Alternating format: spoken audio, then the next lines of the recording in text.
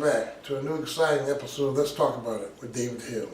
I'm David Hill, I'm your host, and we're going to talk about some things. Let's talk about the last shows that we left off with. The one I'm specifically referring to is the Serapis theory. How I put some things out there, I got some feedback, and I want to take you from Serapis to Christ and what was talked about Christ, of how there were stories that conflicted with the ancient one, Osiris, and a lot of things which were said about the Christ were said, well, the things that were said about Osiris were said about Osiris first, and then now Christ second. So let's compare the two. We compared Serapis with Christ, now let's compare Christ with Osiris.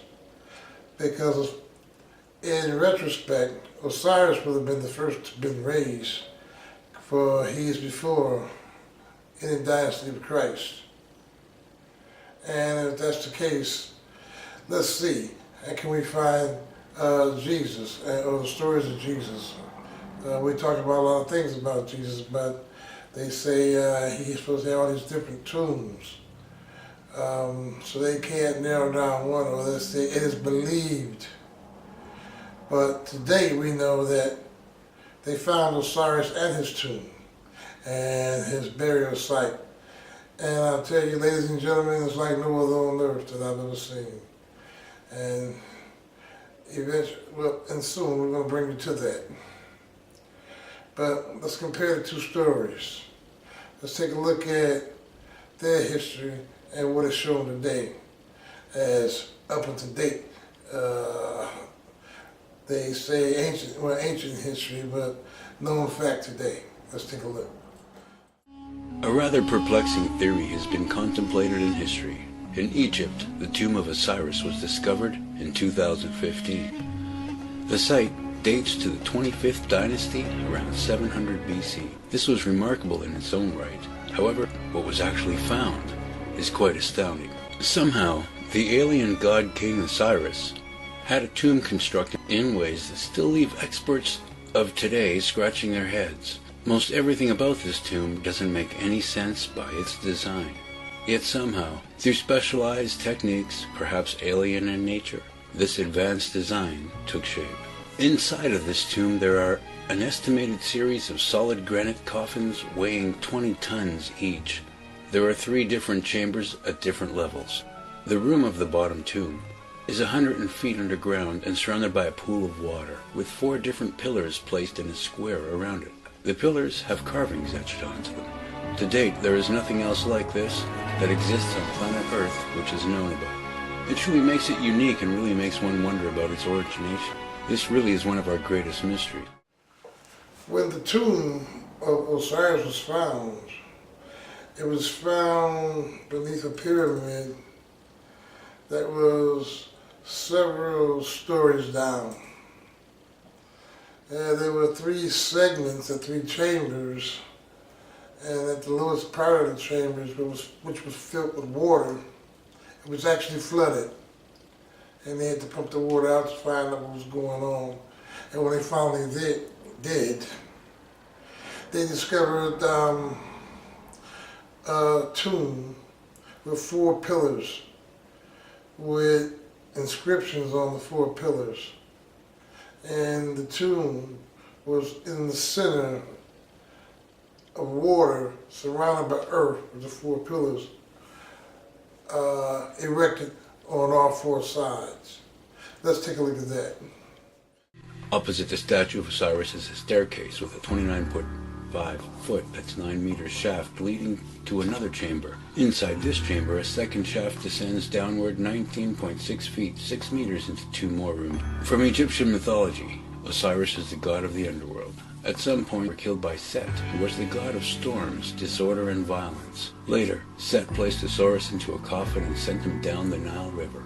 When Osiris was recovered by Isis, his sister wife, Set then tore his body into many pieces, discarding them back into the river.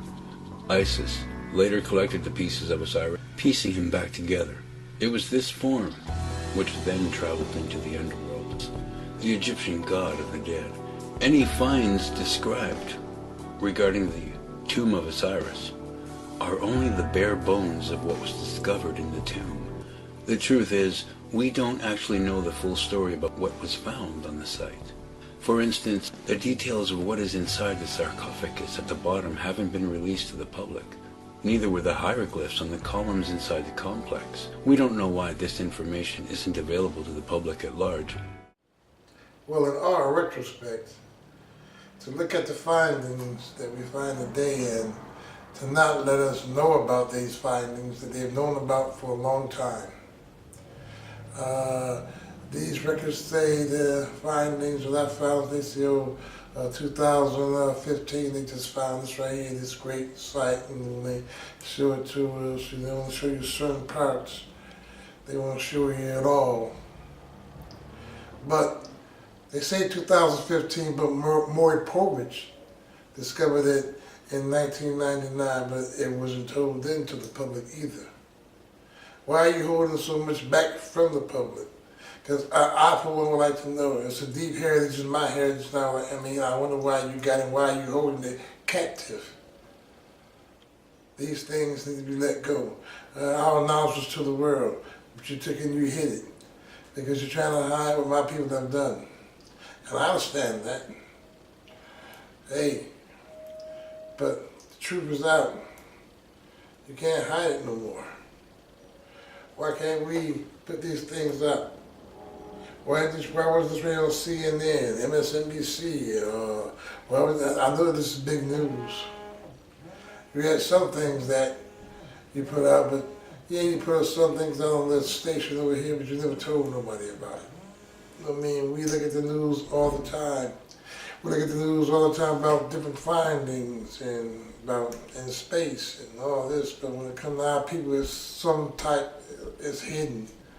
Why would you hide something that belongs to me? Well, first of all, you stole it. If you didn't steal it, you wouldn't have it, and you got it. All our pieces, 6 to 8 miles above the Vatican. I mean, this information is for the world, but you took it and hid it. You hid it because you're trying to hide a past, my past. And well, we know the racism and prejudice that we have here in these United States of America, but they know the true story. They've seen it. They just want me or you to see it nor find out. Because once you find that out, and once you get this information, you come to find out that it was stolen. Because everything about Mary Magdalene and so-called, it all comes from the royal family. It all goes right back to ancient Kemet. Because Kemet is what it was called, not Egypt. The place of knowledge. The place of the black man. But they tell us, oh, you have no history. But so we know better than that today.